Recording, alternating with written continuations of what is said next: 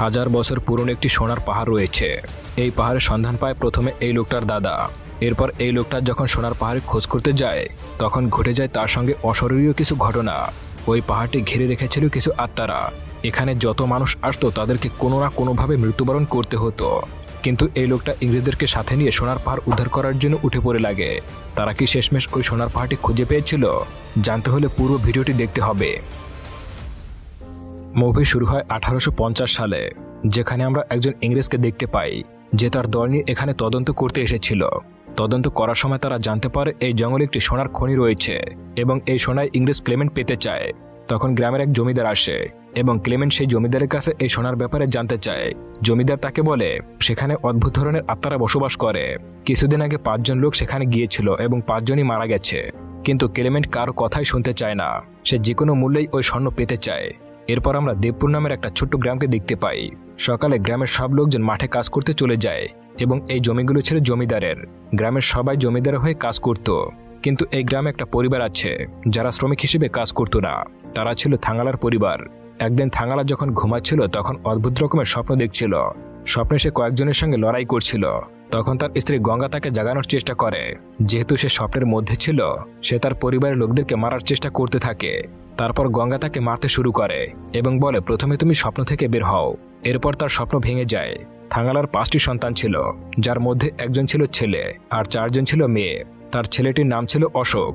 তাদের নিজেদের জমি আছে বলে তারা অন্যের জমিতে কাজ করতে চায় না, কিন্তু বাকিদের অন্যের জমিতে চাষাবাদ করতে হয়। মাঠে যাওয়ার আগে তার স্ত্রী গঙ্গা তাকে বলে ফসল কাটার পর আমাকে কিছু কাপড় কিনে দিতে হবে। অন্যদিকে গ্রামে গঙ্গু নামের একজনকে দেখানো হয়। সে বিশ্বাস করত যদি সে ব্রাহ্মণ হতে পারত তাহলে মরার পরে স্বর্গে যেতে পারত। এজন্য সে গ্রামের বাচ্চাদেরকে শেখাতে থাকে যে তাদেরকে মাংস খাওয়া উচিত নয় এবং অন্য লোকদের সঙ্গে মেলামেশা করা উচিত নয়। থাঙ্গালার ছেলে অশোক এইসব দেখে খুবই অবাক হয়ে যায় এবং সে কিছুই বুঝতে পারে না। তারপর দেখি তার পরিবার মাঠে গান গাইতে থাকে এবং তারা তাদের জীবন নিয়ে খুবই সুখী ছিল।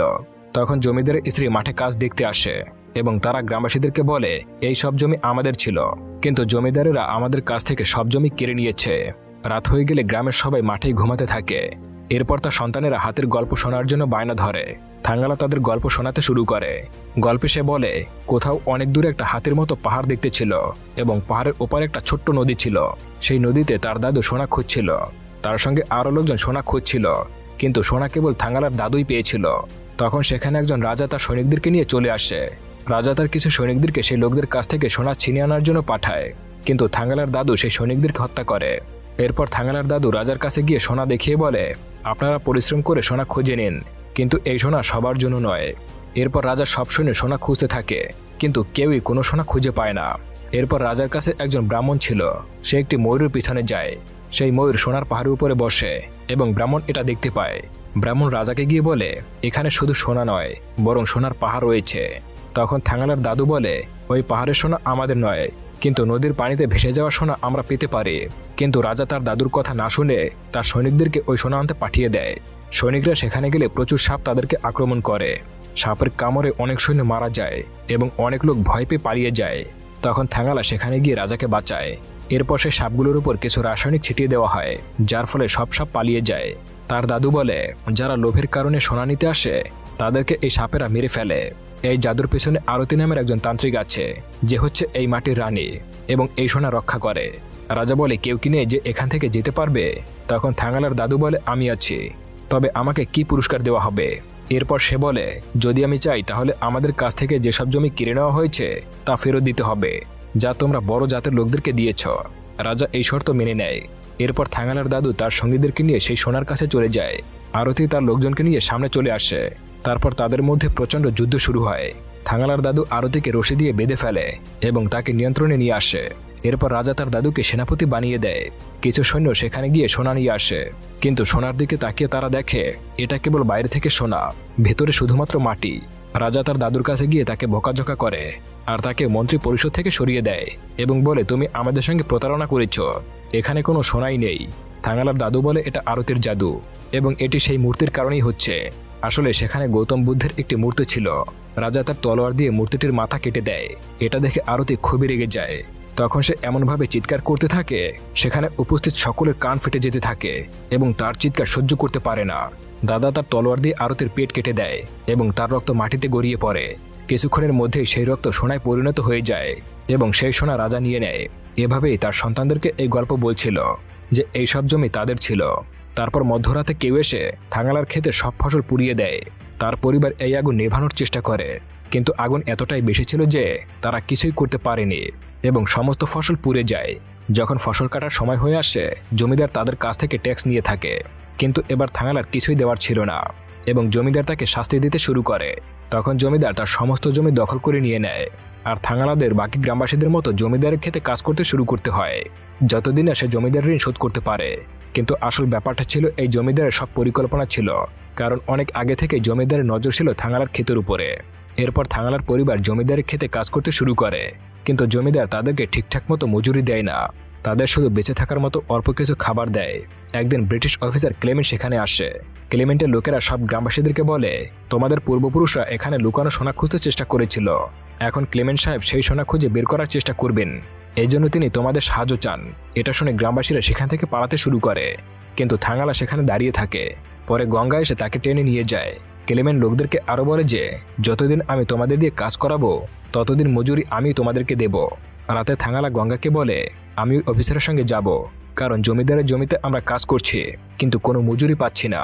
তার সঙ্গে গেলে আমি কিছু অর্থ উপার্জন করতে পারবো এবং আমাদের ঋণটাও শোধ করতে পারবো, উপরন্তু আমরা কিছু সোনাও পেতে পারি। এভাবে গঙ্গাও রাজি হয়ে যায়। এর পরের দিন গ্রামের কয়েকজন ক্লেমেন্টের সঙ্গে সোনা খুঁজতে বের হয়ে যায়। তাদের মধ্যে থাঙ্গালা, গঙ্গু এবং একজন উদয় নামের লোক ছিল।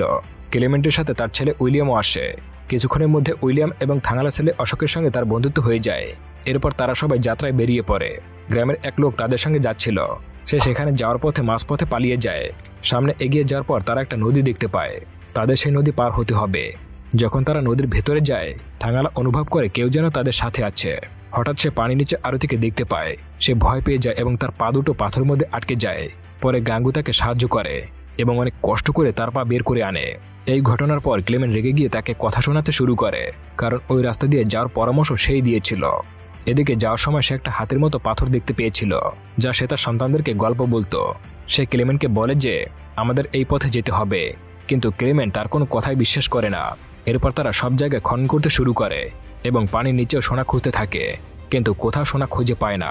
তারা অনেকদিন ধরে মাটির নিচেও খনন করতে শুরু করে, কিন্তু একটা টুকরো সোনা পায় না। তখন ওইখানে অশোক একটি বুদ্ধের মাথা খুঁজে পায় এবং তাকে জানায় যে তার পূর্বপুরুষদের সময় এই দুর্ঘটনা হয়েছিল। এর মানে হলো যদি মাথা পাওয়া যায় তাহলে শরীরটাও এখানে কোথাও থাকবে। এরপর ক্লেমেন্ট মনে করে যে থাঙ্গালার কথা মেনে নেওয়া উচিত। তারা পাহাড়ের অপর পাশে চলে যায়, কিন্তু হঠাৎ করেই একটা ব্ল্যাক প্যান্থার উপস্থিত হয়। সবাই প্যান্থারকে দেখে দৌড়াতে শুরু করে এবং সেই প্যান্থার থেকে বাঁচার চেষ্টা করে, কিন্তু সে অনেক লোককে আহত করে ফেলে। থাঙ্গালা সেই প্যান্থারের সঙ্গে লড়াই করে এবং অনেক কষ্টে তাকে মেরে ফেলে।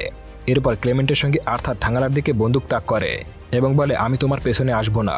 তখন অশোক বন্দুক ছিনিয়ে নিয়ে আর্থারকে মারার চেষ্টা করে এবং দুর্ঘটনাক্রমে গুলি চলে যায়, যা আর্থারের হাতে লাগে এবং আহত হয়ে পড়ে। এরপর অশোক দৌড়াতে শুরু করে এবং আর্থারও তার পেছনে পেছনে দৌড়ায়। দৌড়ানোর সময় অশোক গৌতম বুদ্ধের শরীরও খুঁজে পায়। তখন থাঙ্গালা হঠাৎ করে তার সামনে আরতির পুরো পরিবারকে দেখতে পায় এবং আরতির লোকেরা তাদের উপরে আক্রমণ করতে শুরু করে। সেখানে এত ধোঁয়া ছিল যে তারা কিছু স্পষ্টভাবে দেখতে পারছিল না। তাদের মধ্যে একটা কঠিন লড়াই হয়। এরপর কিছু অস্বাভাবিক ঘটনা ঘটতে থাকে এবং থাঙ্গালার ভেতরে বেশ কিছু পরিবর্তন ঘটতে থাকে। সে আরতিকে আহত করে ফেলে। এরপর তারা সেই মূর্তির কাছে যায় এবং সেখানে একটি ঝলমলে বস্তু দেখতে পায়।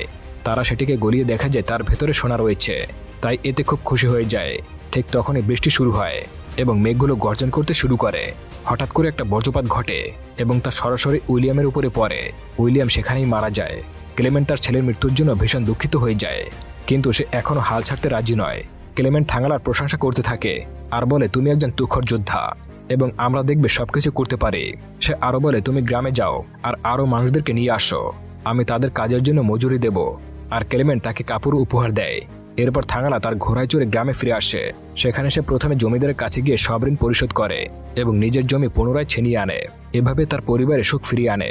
এরপর থাঙ্গালা গ্রামবাসীদেরকে বোঝানো শুরু করে যে ওই স্থানে অনেক সোনা রয়েছে, যদি আমরা ক্লেমেন্টের সঙ্গে কাজ করি তাহলে সে আমাদেরকে অনেক টাকা মজুরি দেবে, সেই সঙ্গে আমরা কিছু সোনাও পেতে পারি। সিদ্ধান্ত আপনাদের হাতে। আপনারা কি এই জমিদার হয়ে কাজ করবেন নাকি ক্লেমেন্টের সঙ্গে কাজ করে ভালো মজুরি উপার্জন করবেন? সে তার গ্রামের লোকদের জন্য কাপড় এবং মিষ্টি নিয়ে আসে। এভাবে সে সকল গ্রামবাসীর মন জয় করে ফেলে এবং তারা সবাই ওইখানে চলে যায়। যখন সে সেখানে যায় তখন দেখতে পায় ক্লেমেন্টের সৈন্যরা অলরেডি সেখানে পৌঁছে গেছে। থাঙ্গালা লোকজন বলে হঠাৎ করে অশোকের কি হলো, সে ক্লেমেন্টের লোকদেরকে হত্যা করতে শুরু করেছিল, তাই তারা তাকে আটকে রেখেছে। থাঙ্গালা তার ছেলেকে মুক্ত করে আর বলে ক্লেমেন্টের কাছে ক্ষমা চাও। ক্লেমেন্ট তখন বলে আমি জানতাম না এটা তোমার ছেলে। এরপর ক্লেমেন্ট সকলের উদ্দেশ্যে বলে থাঙ্গালা তোমাদেরকে ঠিকই বলেছে, তোমরা যদি আমার হয়ে কাজ করো তাহলে ভালো মজুরি পাবে। কিন্তু ক্লেমেন্টের এক অনুসারী ভুল ট্রান্সলেট করে জানায় আজ থেকে তোমরা সবাই ক্লেমেন্টের দাস হয়ে থাকবে। তবে থাঙ্গালা সেসব বুঝতে পারে আর গ্রামবাসীদেরকে বোঝায় যে ক্লেমেন্ট এরকমের কথা বলেনি। রাতে যখন তারা খেতে বসে তখন গঙ্গা অনুভব করে অশোক কেমন যেন একটা অদ্ভুত আচরণ করছে। গঙ্গা থাঙ্গালাকে বলে তুমি নিশ্চয়ই আমাদের কাছ থেকে কিছু লুকাচ্ছ। এই সময় অশোক কেমন একটা অদ্ভুত আওয়াজ করে ফেলে, আসলে তার ভেতরে আরতের আত্মা ঢুকে পড়েছে। সে বলে তোমরা এখান থেকে চলে যাও, না হলে এখানে লাশের স্তূপ হয়ে যাবে। পরের দিন সকালে সবাই কাজে লেগে পড়ে আর ক্লেমেন্ট দিন শেষে সবাইকে মজুরি বুঝিয়ে দেয়। কিছুদিন পর ক্লেমেন্টের লোকেরা এটা বলে যে এখানে কোনো সোনা নেই, আমাদের শুধু শুধু টাকা আর সময় নষ্ট হচ্ছে। একদিন আর্থার পাহাড়ের উপরে ঝকঝকে কিছু একটা দেখতে পায়। এরপর যখন সে সেটিকে তুলতে যায় তখন একটা সাপ এসে তাকে কামড়ে দেয়। থাঙ্গালা ঠিক তখনই সেখানে চলে আসে আর সাপটিকে মেরে ফেলে আর আর্থারকে প্রাথমিক চিকিৎসা দিতে থাকে। হঠাৎ করে সেখানে অনেক সাপ চলে আসে আর একটা সাপ তার ছোট মেয়েকে কামড়ে দেয়। তার মেয়ের মৃত্যুতে সবাই শোকাহত হয়ে পড়ে এবং 2 থেকে 3 দিনের জন্য কাজ বন্ধ করে দেয়। এক সন্ধ্যায় থাঙ্গালার কাছে এক বৃদ্ধ লোক আসে। সে বলে তোমার কি জানা নেই তোমার দাদাই আরতিকে মেরেছিল এবং তার রক্তের কারণে এখানে সোনা তৈরি হয়েছিল। এর জন্য সেই আরতের আত্মা আজও এই জায়গা পাহারা দিচ্ছে। যদি তুমি সেই মেয়েটিকে হত্যা করতে পারো তাহলে এখানকার সব সোনা তোমাদের হয়ে যাবে। কিন্তু থাঙ্গালা এতে সম্মতি দেয় না। সে খুন খারাপি করে সোনা পেতে চায় না, সে নিজে পরিশ্রম করে সোনা পেতে চায়। পরের দিন আবারও খনন কাজ শুরু করা হয়, কিন্তু ক্লেমেন্ট নতুন একটা আদেশ চালু করে যখন সোনা পাওয়া যাবে তখনই তাদেরকে মজুরি এবং খাবার দেওয়া হবে।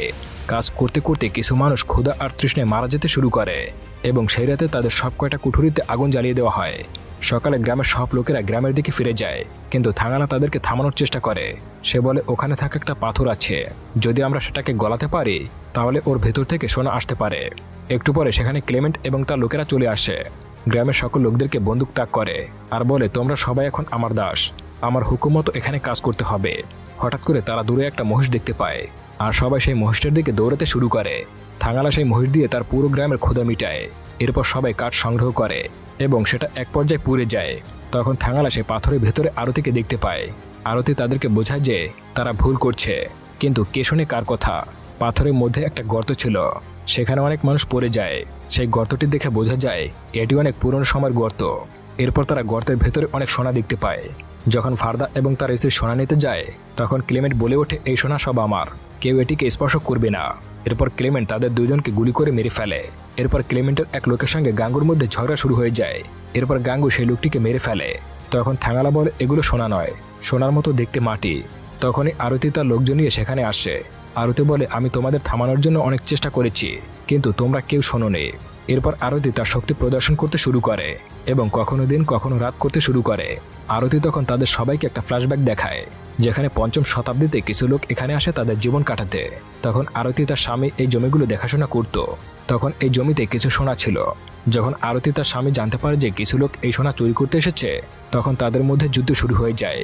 সেই লোক তার হাজবেন্ডকে ধরে নিয়ে যায় এবং তাকে দিয়ে সোনা উত্তোলন করায়। এভাবেই প্রজন্ম থেকে প্রজন্ম এই কাজ চলতে থাকে। এরপর থাঙ্গালা বুঝতে পারে তার কোন পক্ষে যাওয়া উচিত। ঠিক তখনই ক্লেমেন্ট আরতিকে হত্যা করার চেষ্টা করে। থাঙ্গালা তখন ক্লেমেন্টকে মেরে ফেলে আর আরতির কাছে ক্ষমা চায়। সে বলে তুমি যদি আমাদেরকে কিছু সাহায্য করো তাহলে আমাদের গ্রামের জীবন বদলে যাবে। যদি তুমি আমাদেরকে একটুখানি সোনা দাও তাহলে আমাদের জীবন সফল হবে। আরতি তাকে সামান্য সোনা দিয়ে দেয় আর থাঙ্গালা তখন গুহা থেকে বাইরে বেরিয়ে আসে। এরপর তার গ্রামের লোকদেরকে সেই স্বর্ণ দেখায়। সে বলে এখন আমাদের জীবন সুখের হয়ে যাবে। এরপর কিছু ব্রিটিশ সেনাবাহিনীর সামনে আসে। এদিকে গ্রামবাসীরাও তাদের বিরুদ্ধে লড়াই করার জন্য প্রস্তুত ছিল। গ্রামবাসীরা তাদের সবাইকে মেরে তাড়িয়ে দেয়। এভাবেই এই গল্পটা শেষ হয়ে যায়। বন্ধুরা, কেমন লাগলো আজকের গল্পটি? ভালো লাগলে চ্যানেলটি সাবস্ক্রাইব করুন আর এই ধরনের ভিডিও দেখতে চাইলে আমার চ্যানেলটি ভিজিট করুন। আর আপনি যদি অলরেডি সাবস্ক্রাইব করে থাকেন তাহলে অসংখ্য ধন্যবাদ।